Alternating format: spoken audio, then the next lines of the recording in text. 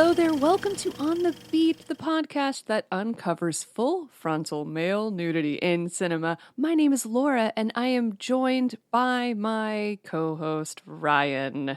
Herr Ryan. Okay.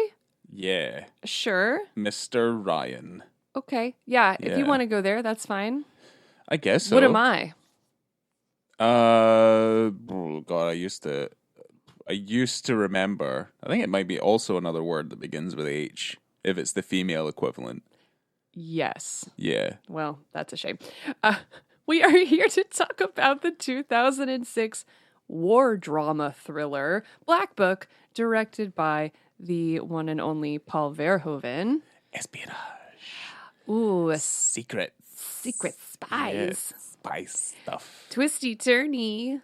Microphones. Who's a good boy? Who's a bad boy? Yeah, there's loads of bad boys in this. There's a cross on top of a cross on top of a cross on top of a cross. Triple, double, flippity-doo type of double cross. You thought it'd be full of tons of religious foreshadowing and all sorts of things because it's a Paul Verhoeven movie, but no. It's just double crosses in the old-fashioned Hollywood way. People being bad against other people being bad against other people being bad. That's what that is. This movie stars Carice Van Houten, Sebastian Koch, Tom Hoffman, Helena Rain, and Matthias Schoenaerts. I'm not going to get that. I didn't get that right, but that's okay. We talked about him once in a podcast. I only added him on the list because he was in a bigger splash. Okay. He's not in the movie very long. But the synopsis that I pulled from Letterboxd is very short, beautiful. In the Nazi-occupied Netherlands during World War II, a Jewish singer infiltrates the regional Gestapo headquarters for the Dutch resistance. Oh, is that it? Yep. Yeah, I guess so. I mean, it's true. It is, yeah. This is what she did. Mm-hmm. And the tagline is, to fight the enemy, she must become one of them.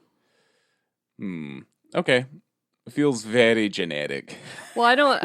It's like, well, if you're a spy, you must fit in. I wouldn't say she became one of them. No, she didn't. She fell in love with one of them. She fell in love with a Nazi. Figure that one out. I mean, how can you turn down a man that likes to collect stamps?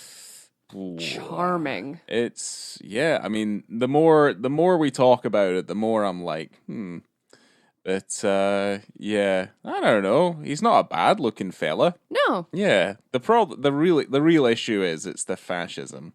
Let's be fair. But yeah. Yeah, no, it's like, you know what that tagline is? That tagline is like, we need a tagline. And someone just said that one. I mean, that'll do. This is one of those films where the art, the cover art, like if you were walking through a Blockbuster or whatever back in 2007, 2006, and you go, I want to watch a movie, and you see this on the shelf, I'd go, ugh, I don't want to watch that. The cover art is not good. No, the cover art, yeah. It's too basic. It's a little basic. Oh, here's a European World War II movie. You've definitely seen that cover before. It doesn't feel representative of a Paul Verhoeven movie. And it's such a good movie.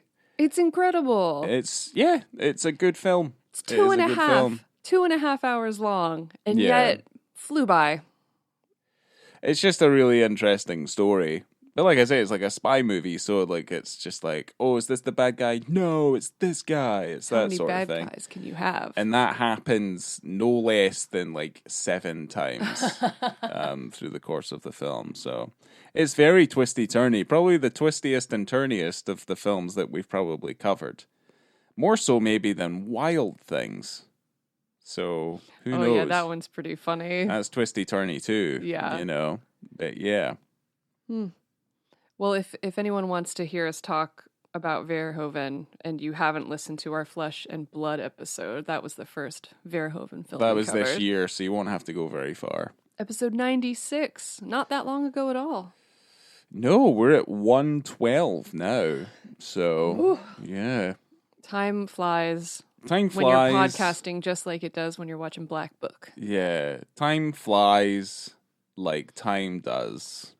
Well, this is Verhoeven's return to Dutch cinema. It had been 25 years or so since he had filmed The Fourth Man. That was his last Dutch film, and then he went to Hollywood. He did. But after, I think it was after the failure of Showgirls, he had to do something. And he's not come back to Hollywood. He stayed firmly in Holland, really. I mean, he is 87 years old. Yeah, but he is making better films staying in Holland. What do you mean? What do you mean he's making better films?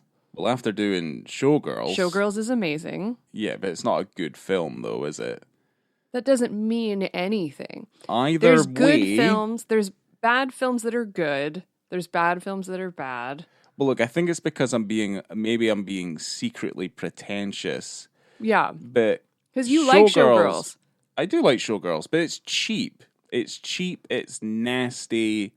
It's grim filmmaking, and as much as we find it funny, if you really look at it, it's not a good film. Black Book is a good film. It's a piece of cinema. So maybe this is the difference: is he went back to cinema from movies. From doing movies. Yeah, because you can say, RoboCop's amazing. It's fantastic. And Total Recall is, really fucking good. But at the same time, I don't put them in the same category as his art house European stuff. It doesn't even come close.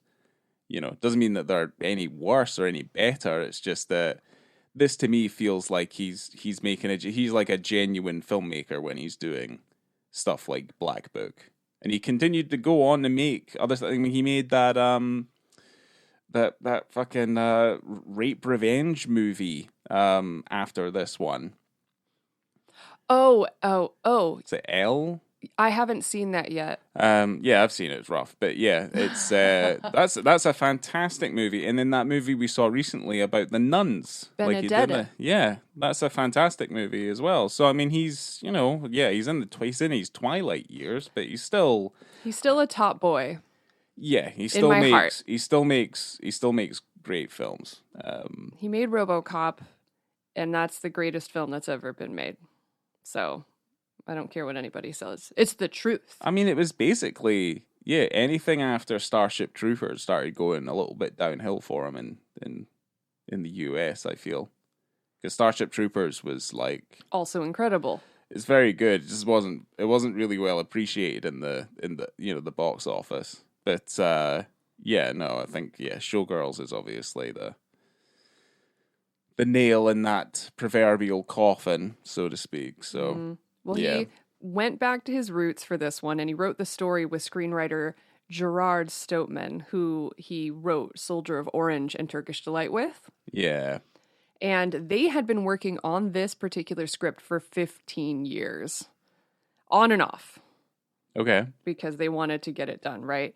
The film is fiction, but based on several true events, scattered throughout the war. There's hundreds of stories from the Second World War. Oh. I would recommend, because if you want another spy story that was set during the Second World War, what's it called? It's the meat grinder or something like that. But basically they took... Midnight Meat Train? No.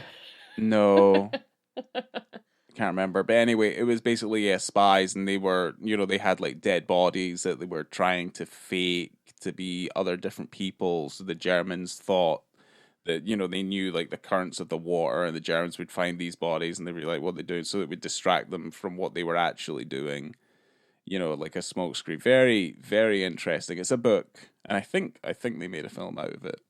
But there's tons and tons of those sorts of stories that are all completely true. There's even the story about the wartime magicians and the illusionists that they used to try and make tanks, look invisible, or they would paint backgrounds to distract German soldiers so it would take them in a different direction, all this sort of stuff. It's really very interesting.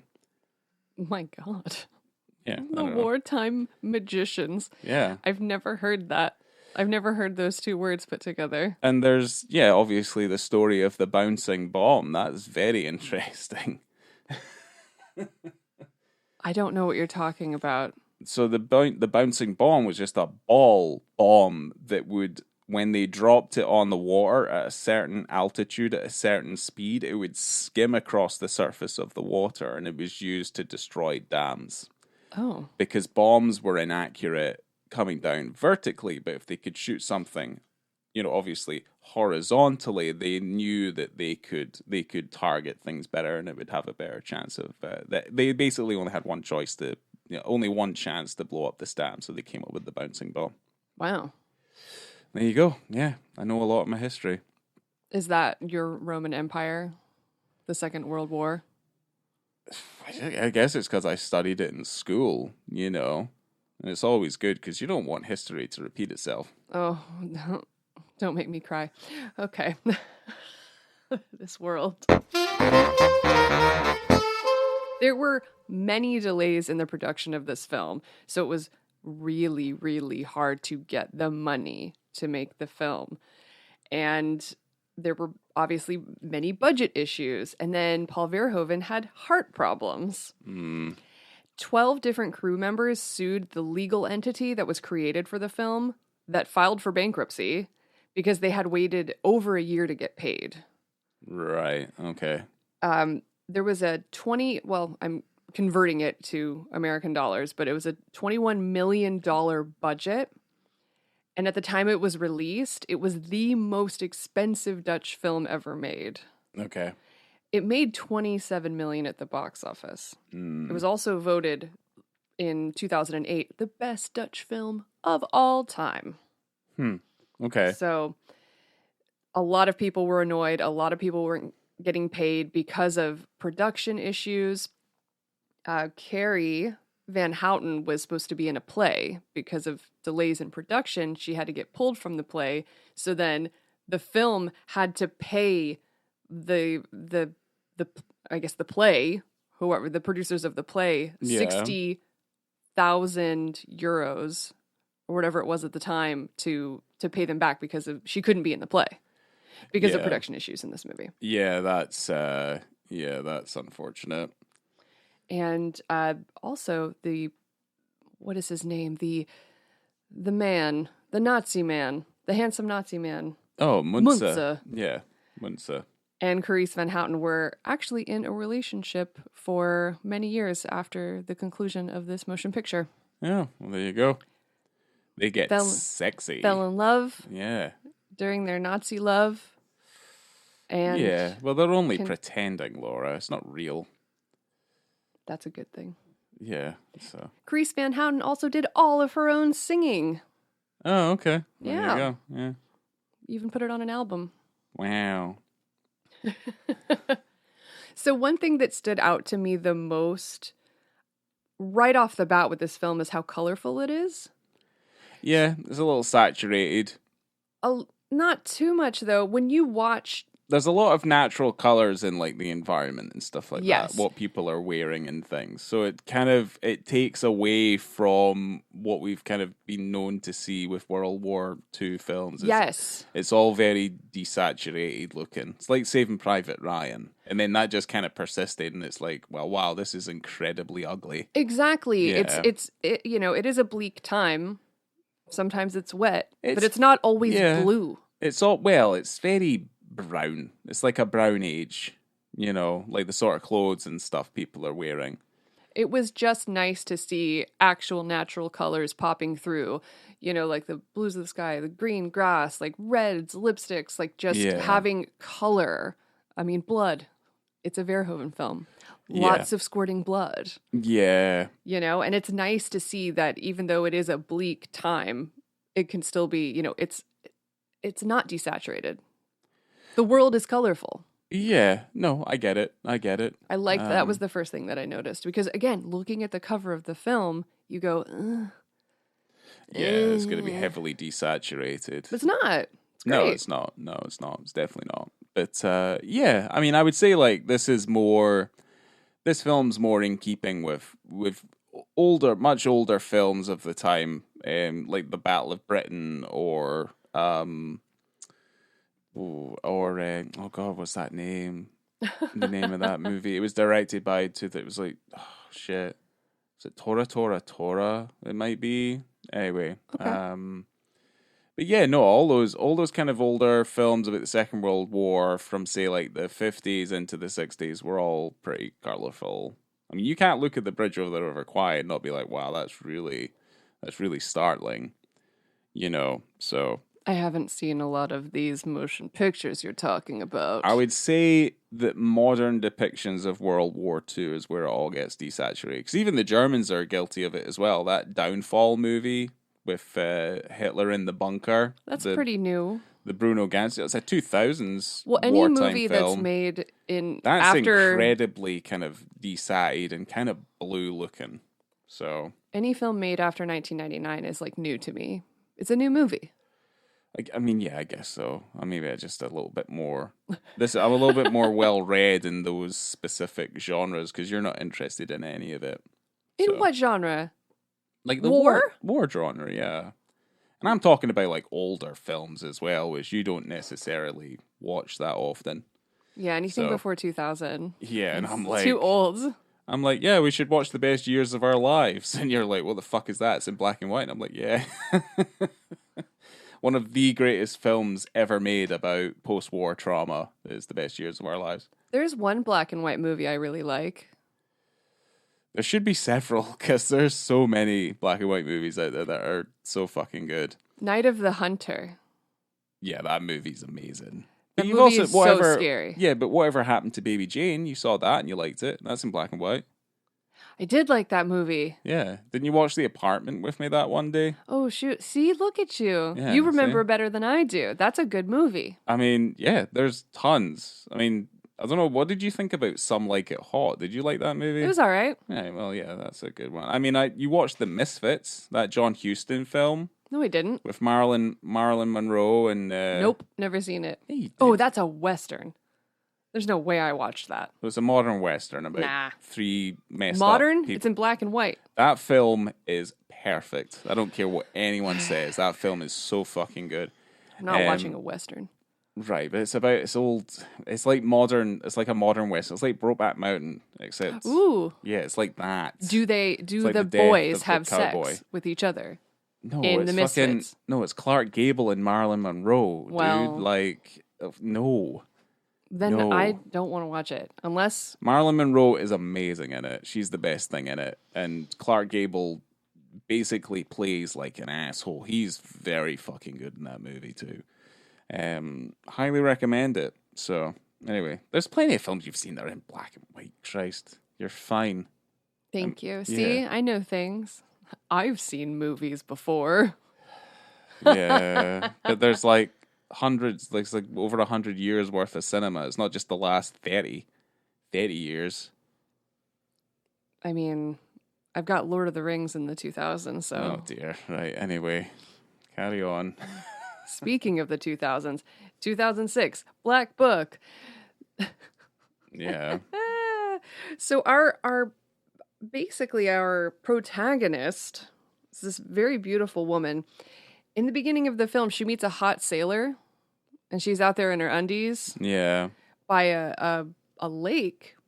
And while she's out there flirting with this sailor, a plane comes by and just unloads a bunch of bombs so that it can climb further into the air. Yeah. One of those bombs almost kills the two of these people. Yeah. And then gets tossed on her hideout house. Yes. So now she's out of luck and she needs to find somewhere else to go. And then she kind of, from that moment, gets kind of taken into this whole resistance movement. Yeah. Well, it's kind of... Or she's working on getting there. It's to greater increase our chances of survival. Because this is late into the Second World War. By the time we kind of get into this story, I think. It's into the latter part of the Second World War. Right. So she ends up getting in touch with this resistance guy and gets ready to go into, like, what was it? Just like the a place where she can not hide out anymore, like get into the free lands.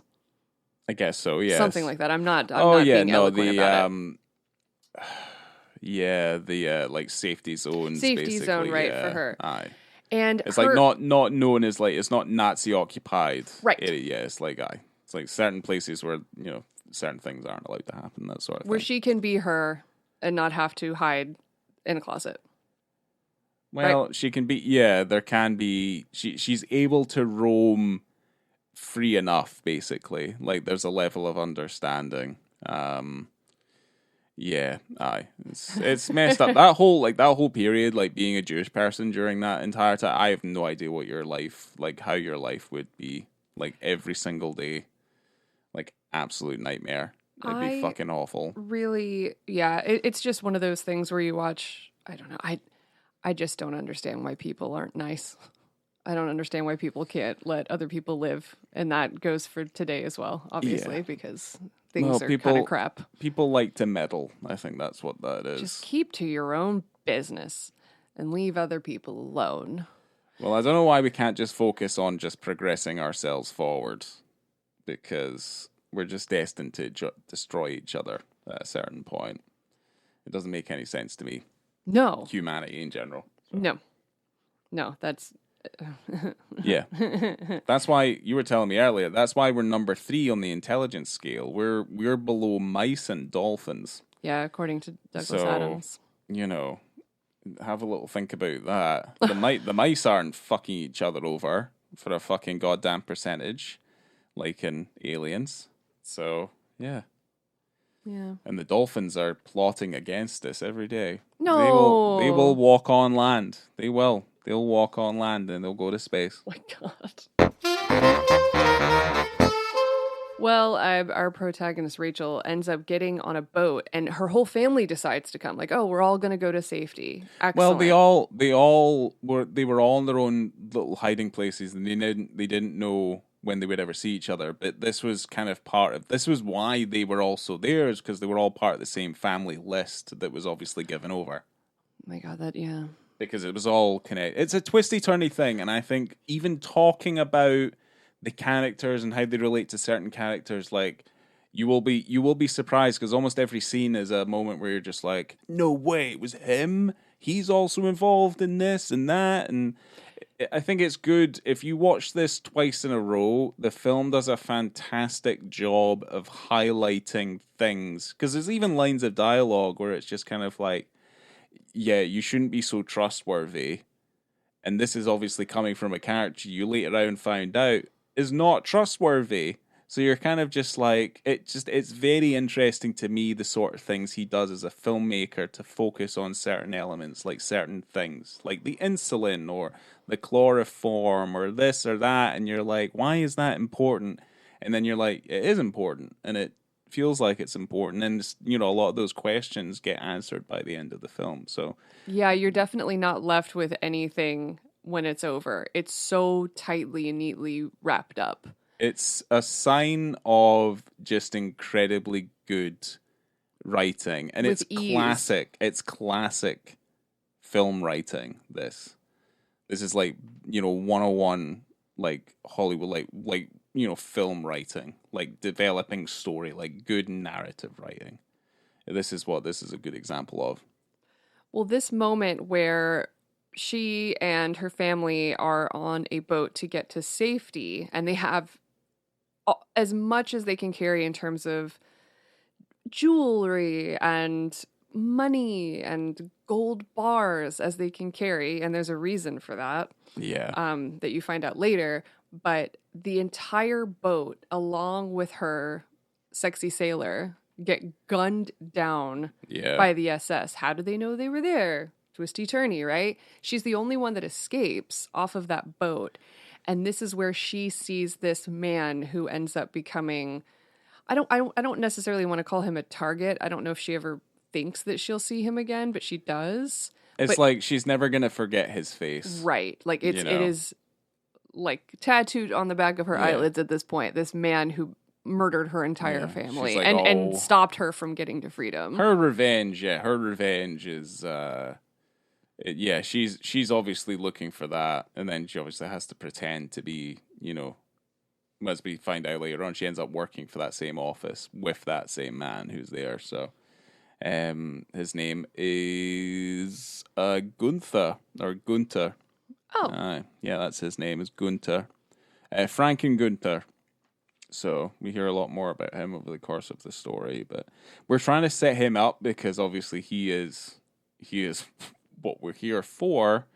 It is his reveal. So Ellis, I mean, I guess like her name is she has several different names over the course of this. well, her birth name is Rachel. It's Rachel, and then she had to change her name, To and then Ellis. it was Ellis, but she was pretending to be someone else as well, I think. Not as far as I know, it was just Ellis and Rachel. But I mean, Okay. She is trying to do a bit of spying. Yeah, But great at really, it too. yeah. But really, what ends up happening is she's part of the resistance, and then she ends up being the one who infiltrates the Nazi office, and that's where she then kind of hooks into Munzer, who's obviously she met on the train, who likes the stamps, and then Gunther, Frank and Gunther works there as well, and they're torturing and questioning, and he's got that hidden plot where he's killing off Jews and stealing their money on these supposedly safe like river trips. Anyway, what you're kind of presented with here is it's an incredibly decadent atmosphere. Very, very common in particular to the depictions of Nazis during the Second World War, where it's a lot of open sex and drinking and bombacity and just all this sort of like posturing that you see a lot of. It's very it's just very gross. It's just very particular to that style, those styles of people. Well, we've got to get ready for Hitler's birthday party. Yes, but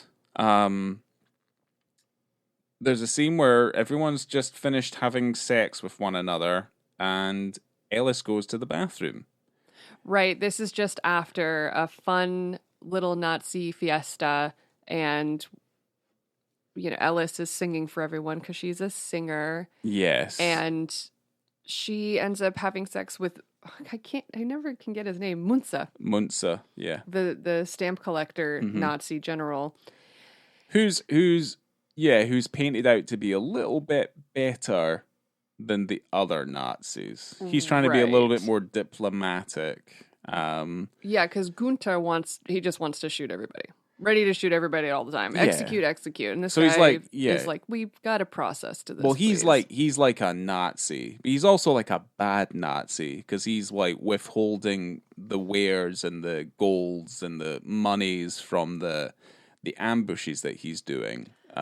Which is also stuff. I think it's like, oh, we'll sentence you to death because you're withholding items from the Third Reich, all this sort of stuff. Regardless of whether or not the stamp collecting Nazi is better than other Nazis, I'm still under the impression and the belief that all Nazis A Nazi is a Nazi. are bad. It's kind of hard. It's and an plus, ANAB situation. yeah, it was kind of like, we're kind of jumping around. We'll get back to the bathroom, don't worry. But yeah, it's kind of like, how would Munzer have been able to live with himself? Because he would have been there. He would have been present at the death of Jews. Like, there's no way he wouldn't have been present to atrocities. And he would have to be guilty for it. Just because he was like later on in the end of this process, as the war is effectively coming to an end and the Germans know they're gonna lose, is when he starts being diplomatic and talking to the resistance and trying to end the bloodshed, all this sort of stuff. And it just, it feels very disingenuous to me. Anyway, we are in the bathroom and she runs into Ronnie. Ronnie's in the bathroom. She's also doing a pee. We get to see a couple of ladies pee and they're having a conversation. Get to see a couple of ladies pee. You do. And, right, so we have... She was sleeping with Gunther, and then we have Ellis who's sleeping with Munzer, right? Yep. Peeing together, and then suddenly Gunther barges into the toilet where the ladies are Yes. completely naked. But he's just expecting to see Ronnie. He's not expecting to see Ellis, who's in the bathroom, probably. And he's wondering if there's a little lesbian action going on in the Well, he's bathroom. he wants to double dip. He looks like a big double dipper. But yeah, he walks in. He's completely and utterly naked. Yeah, I mean, that's just kind of what it is. He just walks in and... Well, he just walks in, joins the conversation, goes for a pee. Yeah. And then, there's a kind of strange exchange where Ronnie opens up Ellis's chest and there's like the boobies and things. Well, they want her to get a job as a singer, I think, or just get a job with their Nazi crew, right? Because Yeah. she needs a job, I guess. Well, obviously she's trying to spy, so she needs a job to get in Security. to do her spy Yes. job. And he's like, "Well, you're gonna have to have a physical." And then Ronnie opens up her little shirt and is like, "How about these? How about these? How about?" And because there's a lot of moments where she's suspected to be Jewish, which she is, and she shows her tits and she's like, do these look Jewish to you?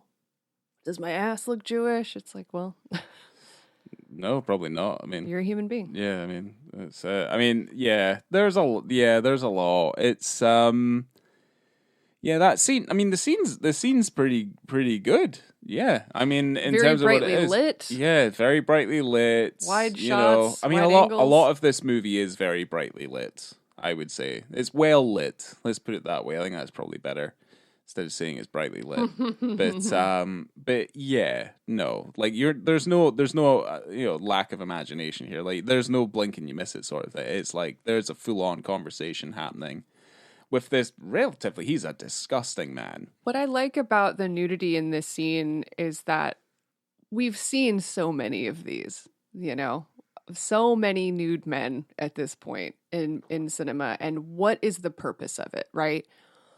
What is the purpose of this man's nudity at this moment? Yeah. Because often you'll get a nude man and it's for a joke or it's for humiliation purposes, right? And I don't think that too often do we see a film or a scene in a film where you have a character who is completely nude. This man is totally nude and it is a power play. Yeah. And I don't think he's intending it to be a power play necessarily. I think from his prior behavior, though, it's kind of like he's relatively untouchable, and that's what that's what these people felt like they were, was like completely untouchable, like completely justified in everything that they were doing, and that they could literally, I mean, they were getting away with murder, and it's, for me, it's like, it's definitely a power play, but that is something, he would do that in front of his own men or whatever. Like he has so much power and so much control over there that he's basically untouchable. So I like that a lot because you don't see that too often where you have a man coming through who's naked and it's quite intimidating, especially to Ellis or Rachel, who is just dipping her toe into the spying and she's trying to get in. And this man who's was in charge of murdering her entire family. Yeah. And she's had to learn to become incredibly resourceful, like very quickly. I mean, earlier that night, the very first time she saw him post boat murder, she vomited. Yeah, she couldn't control herself. So it's a practice in, control for her, and he's always trying to get the upper hand on her and everybody else around him. And by being nude in her presence, I mean, he's showing her that he is not intimidated, he is not scared. You need to fear me, and I mean, she does. He is pretty scary in the movie. Like they really set the scene very quickly that the Nazis are fucking awful. I mean, and he's one of the worst ones. He's got nothing to hide, and I think that's the whole point of that. And I like that. You don't see that too often, you know. No, well, yeah, certainly not now. Where like a bad guy, in very commas, has to have some level of like, there's a level of empathy, like an emotional arc within them, as opposed to them just being like bad. You know, like Dennis Hopper in Speed, he's just bad. He's a bad guy. No. Isn't it because he didn't get like his pension package or something in Speed? And then No, he's trying to get back he's trying to get revenge. no, I thought it was that he retired and he didn't get the respect that he deserved, like that sort of thing, after retiring. He does a lot of bad shit in that movie, Laura. Like, he's not a good person, like, at all. You know? Are you saying he's like a Nazi? Dennis Hopper's character in Speed is as bad as a Nazi. I mean, why are we then putting a barometer on what's bad and what's not bad? I mean, they did bad stuff. They all did. All right. I don't know. I don't remember it that Well, way. it's the difference between like that and a villain now like Thanos or something. You know what I mean? Where you're just like, oh Christ, what am I meant to feel sorry for the fact that he murdered half the universe? Because he's like, oh, I'm now in my hut cooking potatoes. It's like, okay, whatever. This has gone off track because I had It really has, good words to yes. say about the nudity, and now we're talking about Thanos, and I'm not sure how we got there. Yeah, nuance. But yeah, aye. Talk about the nudity. Well, there's another moment in this film that I thought there was a few moments in this film where I thought we were definitely going to see more wieners that we didn't see. But It's very imbalanced, though. You see a lot more female than you do male. It's Paul Verhoeven, so that's not surprising. right, So, right. So Munza, Munza. Yeah, right? it's just Mund and then Z. That's how Munza. it, yeah, that's, if it's ever spelt that way, that's what it means. Munza. He is in bed, right? And Ellis comes in and she's been away for a while and she's trying to cover up her tracks about what she's been doing behind the scenes. And he expects to see her because they're sleeping together, right? Yeah. And so she's trying to cover her tracks by getting her boobs out, as you do, because you're like, distraction, tits. Yeah. And you think it's working because then you see, like, under the sheets, like a boner. Under the sheets, and like a boner's coming up, and I start dying. It was fascinating Amazing. to see your reaction in real time. Because how often do you see a boner just like in a, just a flat sheet, and then here comes a boner rising up. And I found it so amusing. I laughed so much. But unfortunately, it was a gun under there because I thought it looked a little weird how it popped up. And then I realized, it wasn't a boner. It was another a double gun. cross. Double cross on the double cross. Yeah, it was more shit. Yeah, no, I think that was pretty funny because I'd seen it a couple of times and I kind of never remembered it. And it wasn't until I saw you. That's going to stay with me for a while. That was really good. Yeah, because it's not until I saw your reaction, basically. So it's like, huh, okay, I guess so. I think this is just a really fun and interesting movie. I didn't really make too many more notes other than about the poop because I'm very fascinated by movie poop. This is an incredibly well, when she gets showered with the shit and the piss in the prison at the end of the movie. Because it's like you've got this woman and she's, hiding from the SS, and then she's undercover, and then she's made out to be like she's a Nazi helper, but she's not. And it's just this blah, blah, blah. Like that woman goes through so much. She is literally, I wish you'd said, you'd written down what you called her earlier, because I go, she's indestructible. She gets shot in the head. She's jumping off of balconies. Yeah. She goes through so many situations, but she's going to survive because the entire film is essentially a memory because you see her in the beginning of the movie. Yeah, my whole thing was that Paul Verhoeven does that so that he can do all this crazy shit that she just lives through for the entire time. Because you can't imagine how you would live through all the things that she went through. It's like a Forrest Gump in World War II situation. Yes. Aye, she's Teflon. Like she's she's like a oh God, what is it that I said?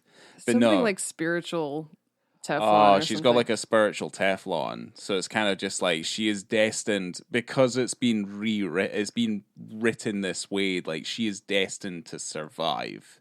So I mean, there's a bit where she jumps off of a balcony and lands on a crowd. She gets shot in the head, which is fucked up, and gets the shit kicked out of her. She obviously doesn't get any sort of, waterborne diseases from being covered in the feces and the poop because she seems perfectly fine when we see her in It's like a Israel. vat of diarrhea, and that had It's what been they empty the buckets from the night before into this big bucket. yeah, all little buckets go into one large vat of diarrhea and pee pee poo poo. Yeah. And they pour it over her after beating the actual shit out of her, and she is naked. And yeah, you would imagine she would get ill. But anyway, she doesn't because she's made out of steel and Yeah. Teflon. But the poop that was poured over her was made basically out of mashed potatoes, ginger cake, peanut butter, and food coloring. All right. Well, that's okay. The main ingredients of the turd soup that was poured upon her. I'm glad there was some nuts in there. It looked like bits of celery. I don't know. There's a lot of stuff. I don't know what they were feeding them in that holding cell prison. Bloody Franken keeps on swallowing those celery sticks in one go, and they're not coming out right. I kept saying it's diarrhea, and you're like, no, Laura, it's not diarrhea. There's pee in there too, so it's making it wetter. And I said it could be diarrhea because they're probably quite stressed. Because they got in trouble. Because here's the thing, like that's like some of our normal conversation. I know that this was nominated for Golden Lion at the Venice Film Festival. It didn't really win too many awards, but it's been lauded as one of the best Dutch films of all time, and it's very well loved. It's a good movie. So I don't think I have any other notes. You know what I did write down, and it's completely unrelated to the movies. I watched the movie on Tubi because I can't find my copy of this film fucking anywhere. I'm pissed. But there's a Bowers and Wilkins advert that has David Beckham in it, and it's just shots of him obviously in a chair in a sat position, kind of like really enjoying his headphones, and it just like rotates him in like a dark void of a room, and it just kind of crossfades between all of these shots, like rotating around him, obviously enjoying these headphones. And I kind of watched it, and I was like, I thought it was like a comedy sketch because I started feeling a little bit funny. That was weird. Oh. Yeah. I didn't see that when we were watching it. No, but I did. Okay. And yeah, it kind of got me thinking, is like, I feel like I'm the only one in the world who's seeing this right now. We're probably the only people at that moment watching Black Book on Tubi, but not for long. Probably, yeah, not for long, All because of you're you will gonna be hear watching. us tell you that it's one of the most celebrated Dutch films of all time. It's incredible. So, well, why don't you go with your ratings, Ryan? for the scene, we'll give it 4. I think it's good. I think it demonstrates exactly. It's there as a character device more than anything else. But then it's also kind of just like, because there is a little level of like exploitation and stuff in the film too. Like, we don't need to add the stuff in about like, oh, maybe you need to have sex with Ellis in order to understand her better and all this sort of thing. And like, I like playing into like the decadence of fascism during this time and stuff like that. It's very, it's very Roman Empire as well, which is, it's definitely exactly what it's like. But, I would give the scene itself a 4, I think. I think that's good. It's good enough. I think that's what that is. You want me to give my film rating? Sure. While we're at it, Sure. which also gets a 4. This is maybe the 3rd or 4th time I've seen the film, and I do quite like it, and I appreciate it more probably now because I think, you get older, you notice certain things differently and things like that. But yeah, I remember seeing this as a preview screening. One of my tutors at university, he was a film critic for The Guardian, I think. So he used to get stuff like that all the time, and you would go in there. Oh, I don't know why this completely slipped my mind. Paul Verhoeven was there. Oh, yeah? Yeah, I met him. Yeah, he's cool as fuck. And my You friend, breathed the same air in the same room? he Did you touch him? He did a Q&A. I shook his hand. He did a Q. He did a Q&A. I completely forgot about this. How could you He forget did such a seminal moment? Yeah, he did a Q&A after Black Book, and my friend got his signature. I wasn't really interested in his signature, but he had like a RoboCop poster, and he got it signed. Incredible. Yeah, got to see that movie. That was pretty cool. Met Paul Verhoeven. He was at a Cineworld in Glasgow. So what a treat. No, I've liked the film. I've always liked the film, and I gave it a 4. Do I think it's his like one of his best films? Probably. He's made better films. Personally. But no, there's nothing denying the fact that this is a good film, so.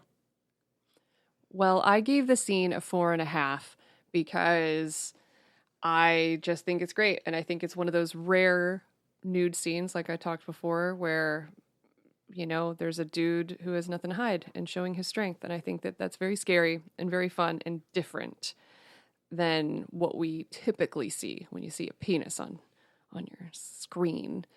And I like that for him, and I like that for this film. And, Verhoeven is not against showing wieners. There's typically penises in his films, except when you get into the Hollywood type movies, your RoboCops and so on and so forth. But in his Dutch films, there's usually plenty of a sexual. wiener. Yeah, there's plenty of sexual references though. Oh yeah. In his like to dicks and things like that. Oh my god. Well, like yeah, in RoboCop he shot the guy in the dick. Yeah, and also like there's so many occasions where there's a shot of Arnold's groin either being kicked or being grabbed. Yes. Or whatever. Like that happens a few times in Total Recall. So. Yeah, it does. I love Paul Verhoeven. So anyway, I think it's a great scene.